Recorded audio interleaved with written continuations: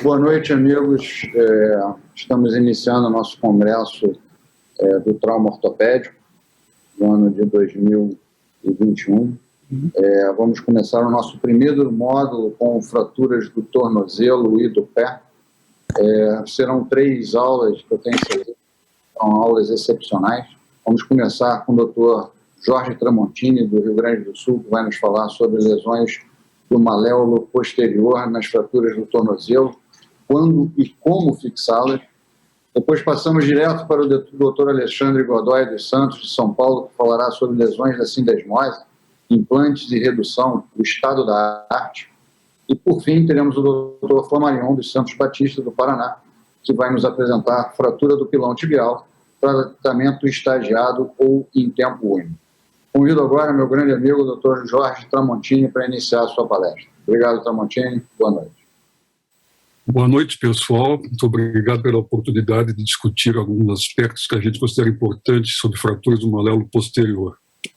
Não tenho nenhum conflito de interesse relativo a essa apresentação. Quando é que nós vamos encontrar essas fraturas? Uma boa parte delas serão encontradas nas fraturas maleolares, tanto supinação, rotação externa, como pronação, abdução. Ponto 3, ou seja, aquelas fraturas um pouco mais graves.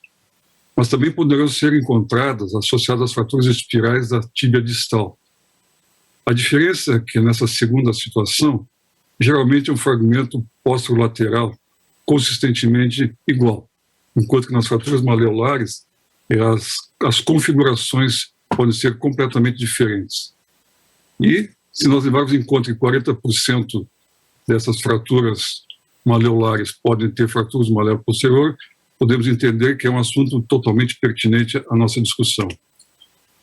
E a gente sabe que as fraturas trimaleolares têm resultados funcionais muito piores. Basta avaliar os trabalhos randomizados mais recentes e a gente vai ficar com uma clara impressão que essas fraturas são realmente as piores de se tratar e de resultados consistentemente mais difíceis de atingir num nível adequado.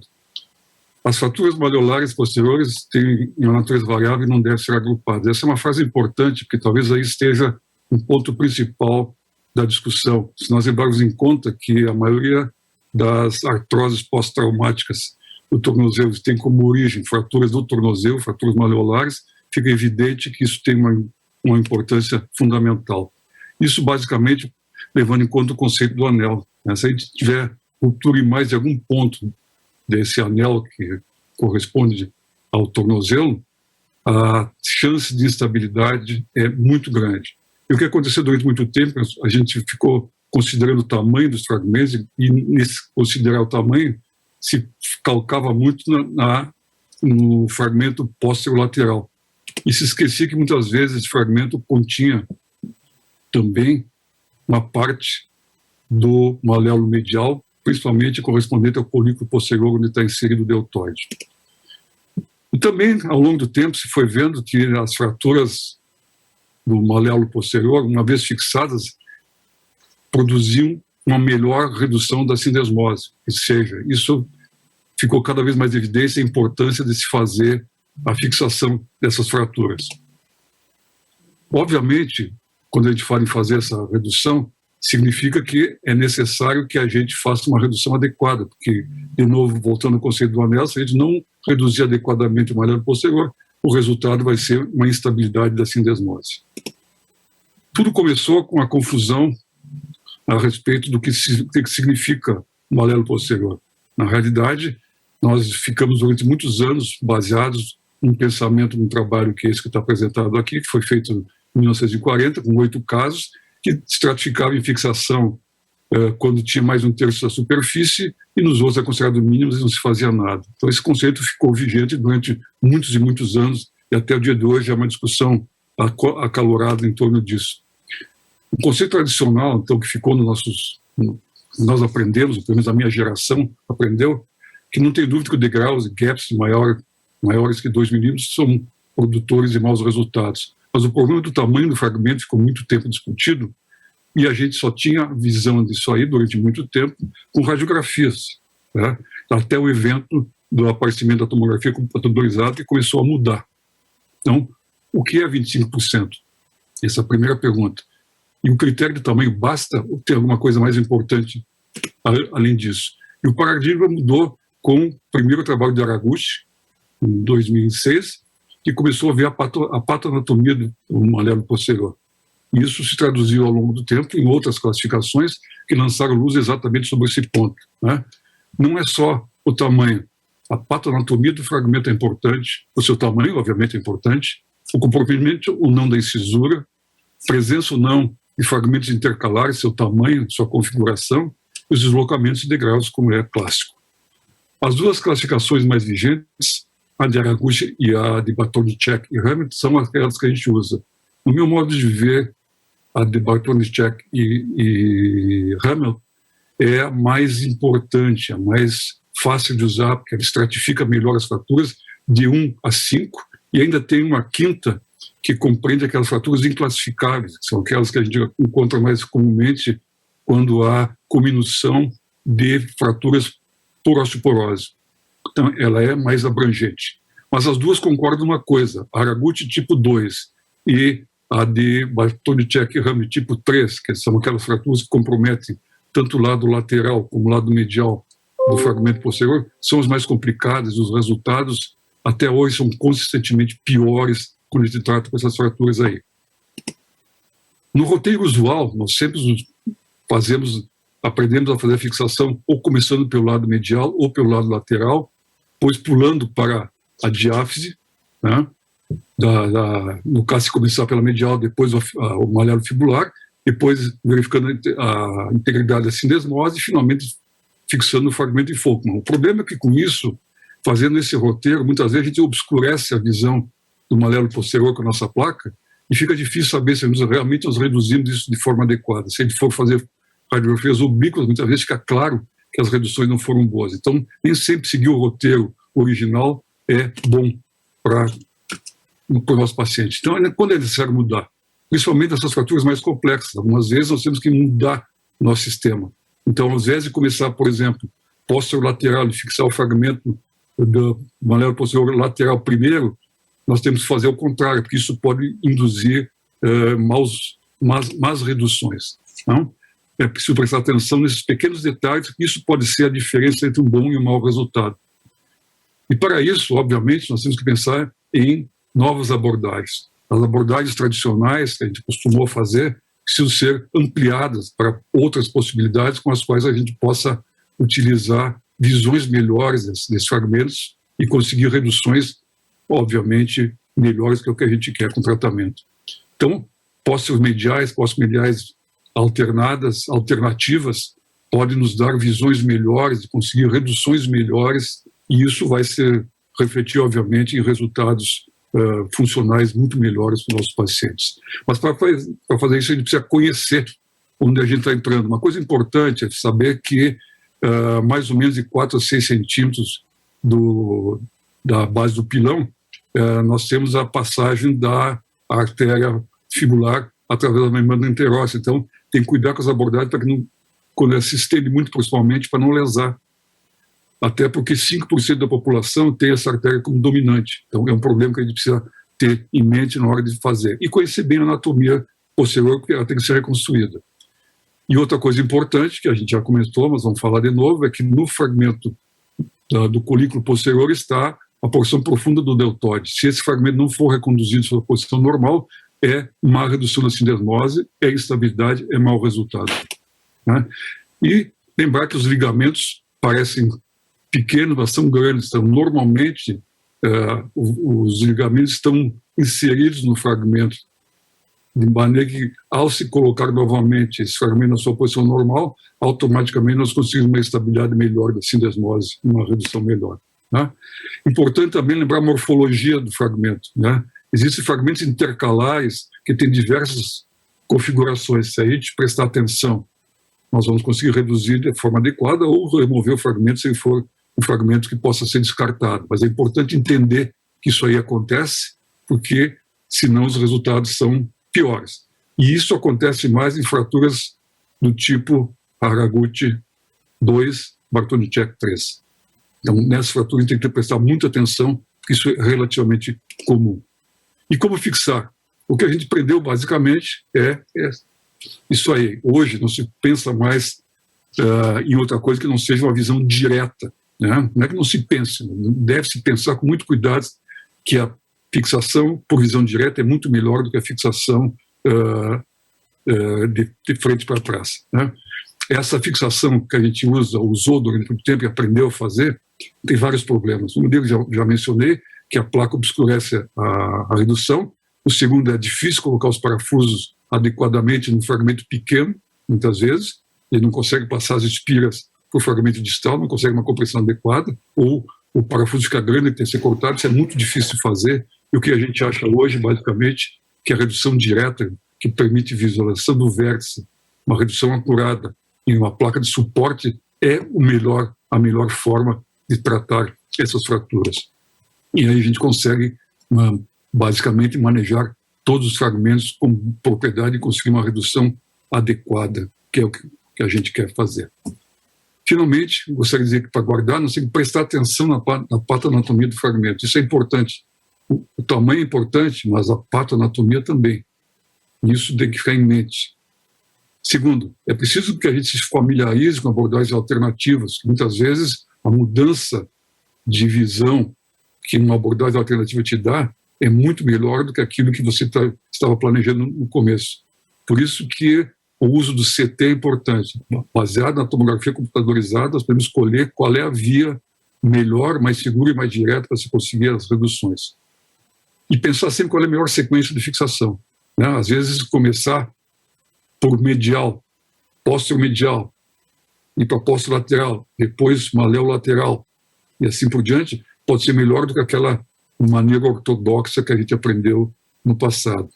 E sempre que for possível, visão direta é muito mais segura do que essas reduções feitas de forma indireta. Muito bem, muito obrigado pela oportunidade, mais uma vez, de estar com vocês. É um prazer estar aqui no Congresso Brasileiro de Trauma Ortopédico. Agradeço à comissão científica pelo convite. Essa apresentação vai falar sobre as lesões da sindesmose, mais focada em implantes e redução. Aqui estão os meus conflitos de interesse. Importante lembrarmos que 23% das fraturas do tornozelo têm algum grau de acometimento da sindesmose. É um complexo ligamentar bastante robusto, bastante importante, como todos vocês sabem. Um complexo ligamentar que faz uma importante papel tanto no plano sagital como no plano coronal de estabilidade. Nós sabemos, com estudos biomecânicos, de que qualquer alteração, qualquer instabilidade residual da sindesmose vai levar à sobrecarga mecânica do domus do talos e, consequentemente, uma evolução desastrosa em relação à degeneração articular. Também sabemos que a lesão pós-traumática, a etiologia pós-traumática, é a mais importante na etiologia da osteoartrose do tornozelo e que representa 50% da etiologia as fraturas maleolares, que é exatamente o foco desse primeiro módulo. 3 fatores determinantes: o dano inicial à cartilagem articular, a qualidade da redução articular, então aqui entra a redução da sindesmose, e a instabilidade residual, que também entra a sindesmose com um papel muito importante. Vejam esse primeiro caso, um paciente que teve um acidente automobilístico, com incapacidade funcional do tornozelo, na verdade uma fratura luxação do tornozelo, né, onde a gente pode ver uma fratura pequena do maléolo medial, uma fratura do maléolo posterior e do maléolo lateral. Esse paciente foi tratado de maneira estagiada com fixador externo, fez uma investigação com tomografia após a redução e fixação com fixador externo e optamos, no final, por uma via de acesso póstero-lateral para abordar esse grande fragmento posterior, como o Tramontini bem falou na aula dele, reduzindo esse fragmento, estabilizando esse fragmento com placas e parafusos. Pela mesma via de acesso, a redução e fixação da fratura do maléolo lateral, da fíbula alta, e, por fim, uma ressecção de um pequeno fragmento do maléolo medial e o retencionamento do ligamento deltoide. Portanto, chegamos no momento cirúrgico onde eu preciso testar a sindesmose para fazer o diagnóstico de se aquela lesão inicial ela representa ou não uma instabilidade articular. Quais são os testes diagnósticos, então, que estão à nossa mão? Basicamente, são 4 testes. Tem um trabalho que nós fizemos, eu e o Stefan Hummelt, na American Academy of Orthopedic Surgeons, que participaram vários especialistas do trauma ortopédico, e nós lembramos que um teste muito utilizado pelos ortopedistas, que é a rotação externa, ele foi inicialmente desenhado para a lesão do ligamento deltoide. Portanto, é um teste que não foi diretamente relacionado à lesão da sindesmose e ele tem uma evidência mínima em relação à acurácia. O outro teste muito utilizado mundialmente é o Cotton Test, ou o Hook Test, que é fácil de ser feito, mas a gente não sabe quanto de força a gente deve pôr no intraoperatório, e ele mostra nos estudos uma baixa sensibilidade. Existe um teste que eu participei do desenho dele, que é feito com macho e com brocas de caixa de pequenos fragmentos, onde, fazendo o furo na fíbula e não fazendo furo na tíbia, a gente consegue ver essa instabilidade da sindesmose de uma maneira mais padronizada, uma força de torque mais padronizada. Isso está publicado na Injury, e mostrou ser um teste altamente sensível, específico e com grande acurácia, facilmente reprodutível. E o quarto teste é um teste artroscópico, onde nós fazemos a checagem na estabilidade residual da sindesmose através da artroscopia após o reparo das fraturas no tornozelo. Neste caso específico, não havia instabilidade, e vocês podem ver que 5 anos depois o paciente tem uma redução articular adequada, uma preservação da linha articular sem degeneração e com uma estabilidade plena da sindesmose. Mas quando existe instabilidade, como reduzir, né? Então a primeira questão é, faço isso aberto ou posso fazer isso fechado? E os estudos mostram que, fazendo a redução aberta da sindesmose, nós chegamos mais perto da redução anatômica. E fazendo uma redução aberta da sindesmose, a chance de erro, a chance de uma redução anatômica aumenta significativamente. A outra questão é quais manobras eu posso fazer para ajudar na redução da sindesmose.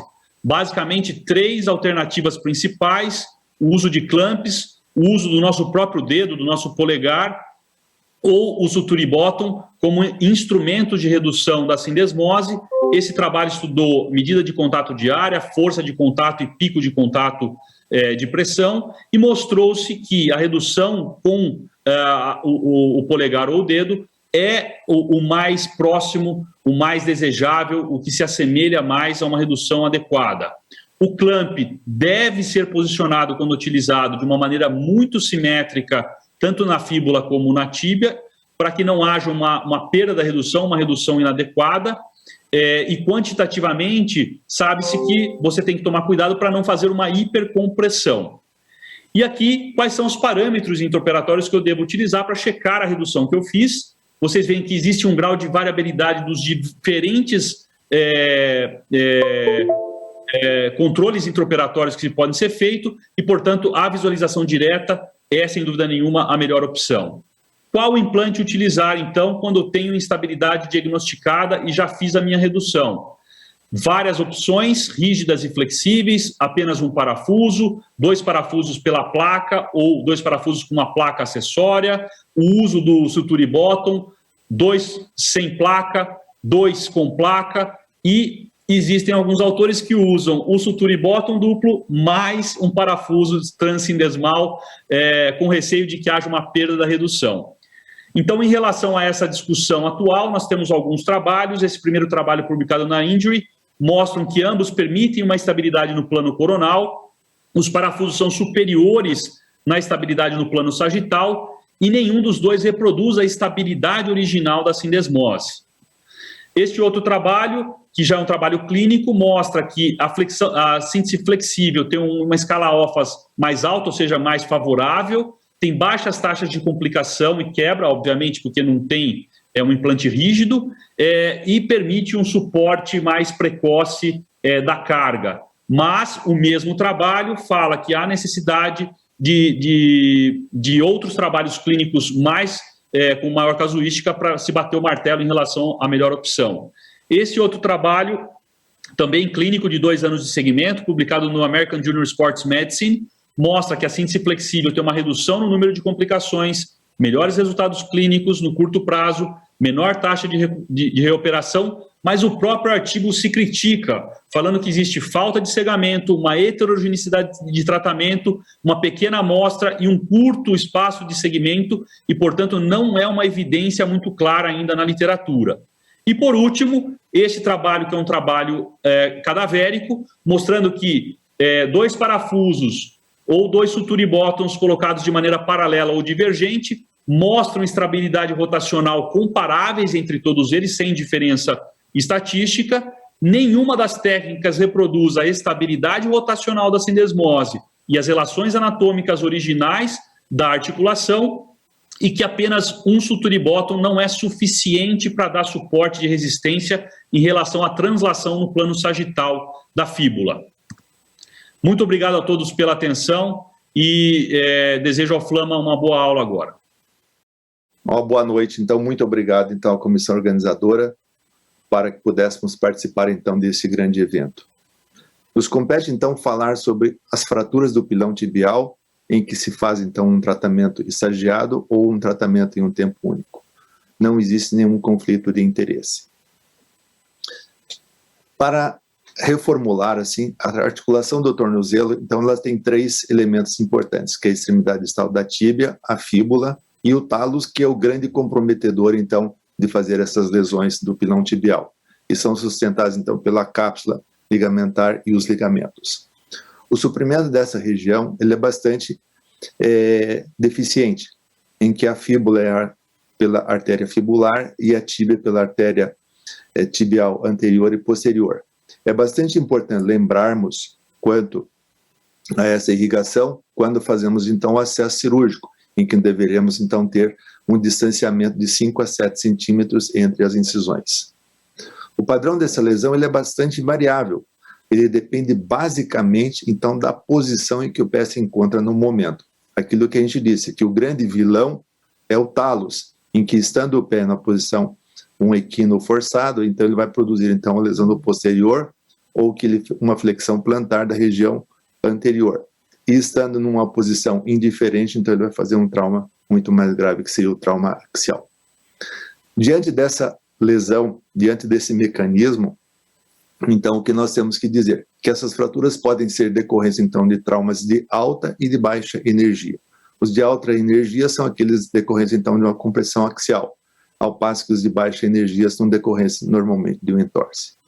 Podem essas lesões estar associadas então a lesões de partes moles, como uma contusão, o esmagamento, sendo essa fratura até mesmo aberta ou fechada. O sensitivo motor também deve ser bastante avaliado nesses pacientes. E não devemos nos esquecer que o síndrome compartimental pode ocorrer em até 5% dessas lesões. O diagnóstico dela é o raio-x, que é a arma que nós temos há muitos anos. Então, que é o raio-x em AP e em perfil, e o AP com uma rotação interna de 15 graus. A tomografia veio para nos ajudar. Então, uma reconstrução bidimensional e tridimensional é que vai, então, diferenciar, então, o nosso atendimento.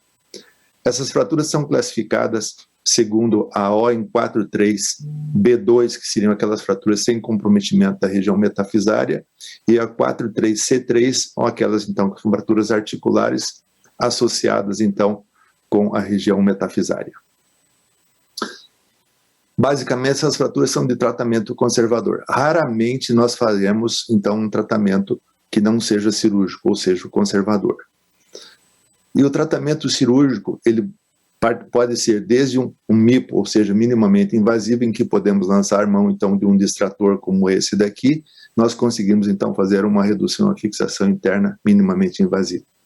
No entanto, a grande maioria dessas lesões necessita, então, de uma redução aberta com a fixação interna, e sempre lembrando, então, da vascularização. Excepcionalmente, nós poderemos fazer, então, uma fixação externa, seja ela circular ou híbrida. E o que nós encontramos na literatura é que diz o seguinte, que os fatores mais importantes para o sucesso cirúrgico são a experiência e a habilidade do cirurgião. Não adianta nós termos dispositivos se nós não temos também habilidade e experiência. O momento para se fazer, então, essas cirurgias, basicamente, é assim, naquelas fraturas simples, nós poderemos fazer então uma fixação dentro das primeiras 6 a 8 horas. No entanto, a grande maioria dessas fraturas deverão ser tratadas secundariamente, com um período de 7 a 14 dias, alguns dados da literatura descrevem até mesmo 21 dias. O fixador externo, ele é utilizado como se fosse, então, o controle de dano, em que nós poderemos, então, avaliar, então, de uma maneira minuciosa e detalhada, então, com o raio-x, bem como a tomografia, e planejar, então, o tratamento. A tomografia, podemos dizer assim, ela é extremamente, então, importante, nos dá uma informação adicional de até 82% nessas condições. E a alteração do plano de tratamento cirúrgico em torno de 64% dessas alterações. As condições de partes moles é que ditam, então, a escolha do procedimento, ou seja, não é simplesmente nós fazermos, então, um procedimento. Se eu tenho uma lesão como essa daqui, não tenho como fazer, então, o tratamento definitivo. Então, a decisão, como é que ela se baseia?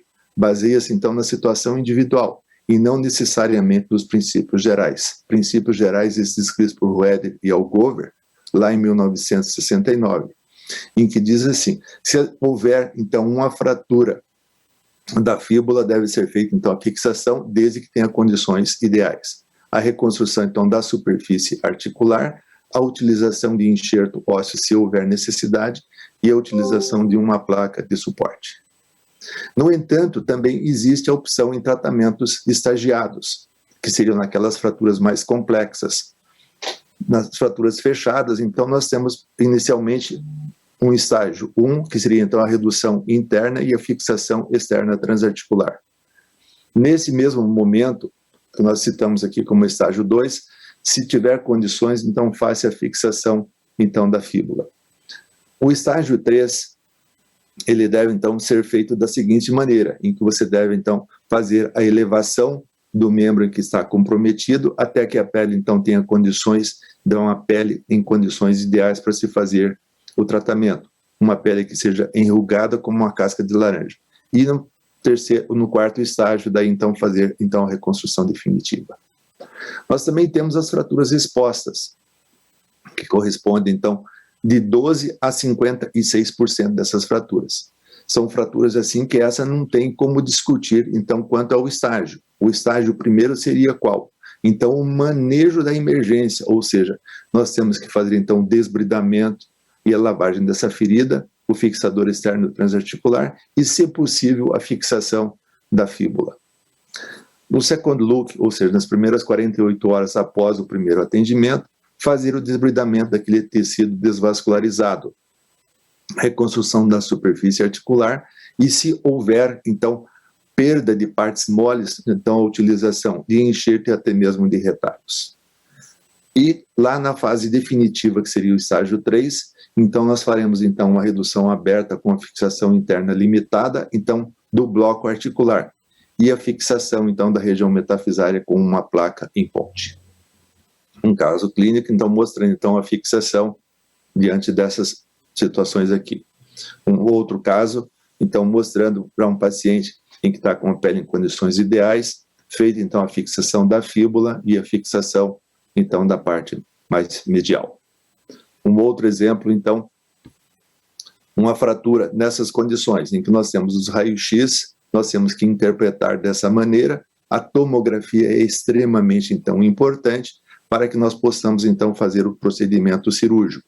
Procedimento esse cirúrgico que vai necessitar ou não, então, de uma utilização de enxerto. E, posteriormente, daí a fixação, então, com uma placa em ponte, como nós mostramos nessa situação. Um outro exemplo, então, de uma fratura bastante grave, uma C3, em que nós temos, então, essa imagem. Nós faremos, então, a tomografia, identificamos, então, as condições em que esteja aqui e vamos fazer, então, o tratamento definitivo no momento ideal.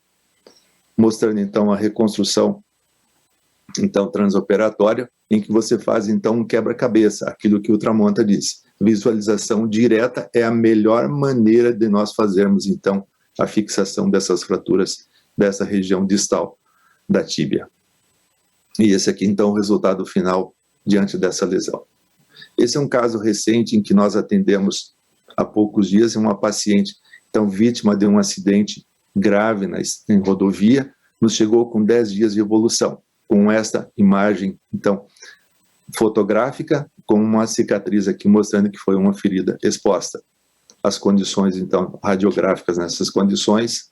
O estudo da imagem, então, mostra que existe também um fragmento dentro desse padrão. E assim nós fizemos daí a redução. Fizemos, então, a fixação, então, da fíbula aberta para que nós pudéssemos ganhar, então, o comprimento, feito a fixação do maléolo medial, após nós termos feito, então, a redução desse fragmento póstero-lateral com uma fixação com um parafuso de tração. Fomos consultar a literatura. Lá em 2011, dizia-se o seguinte, que o uso de um protocolo estagiado é recomendado no momento. É que esta imagem de vocês aqui me atrapalha. Então, não existe ainda nenhum protocolo absoluto para tratamento dessas lesões. Isso lá foi em 2011, e até hoje nós temos a mesma situação, a grande dificuldade ainda. Em um trabalho mais recente, nós descobrimos, então, esse estudo retrospectivo de fraturas do tipo C, em que foram 102 fraturas em 99 pacientes, em que fizeram, então, a fixação primária não estagiada, ou seja, no primeiro momento, e eles concluíram o seguinte, que os resultados foram equivalentes àqueles que se utilizou, então, de um protocolo estagiado. Esse outro trabalho, publicado em 2019, então ele descreve o seguinte, que o protocolo estagiado com fixação externa inicial e a redução aberta com a fixação interna retardada demonstrou resultados, então, favoráveis.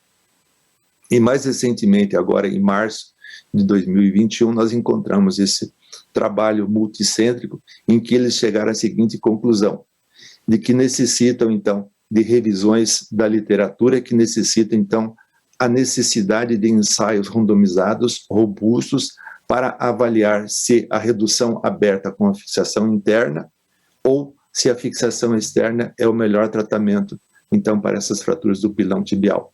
Ou seja, já existe a discussão entre se fazer fixador externo e a redução aberta com a fixação interna com placas bloqueadas. Diante dessa situação, nós podemos dizer o que levar para casa. Não resta a menor dúvida que o momento da cirurgia é determinado pelas condições de partes moles. Isso aqui não existe nenhuma discussão. No entanto, os procedimentos estagiados são os mais recomendados, porém, existe ainda uma grande controvérsia diante dessas situações e quanto à gravidade dessas fraturas. Nosso agradecimento, então, aos Factos AO por utilizarmos algumas de suas imagens. Ok, obrigado e uma boa noite.